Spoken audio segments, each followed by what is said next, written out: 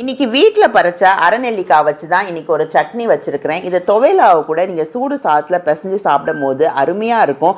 அரைநெல்லிக்காவை இன்னைக்கு கொட்டையோட தான் சேர்த்து நான் அரைச்சிருக்கிறேன். கொட்டையோட சேர்ந்து அரைநெல்லிக்காவை நீங்கள் அரைக்கும் போது அதிகமான fibre, anti oxidants, vitamin C release ஆகி கொடுக்கும். 8 வரமிளகா, 15 பல்லு பூண்டு, உப்பையும் சேர்த்து நான் அரைச்சிருக்கிறேன். குறகுறப்பாக அரைச்சிக்கோங்க. இது தாளிப்புக்கு நல்லெண்ணெய் தான் யூஸ் பண்ணியிருக்கிறேன். கடுகும் பெருங்காயம் தூளும் போட்டு தாளிக்கும் போது அதோட டேஸ்ட் என்ஹான்ஸ் பண்ணி கொடுக்கும்.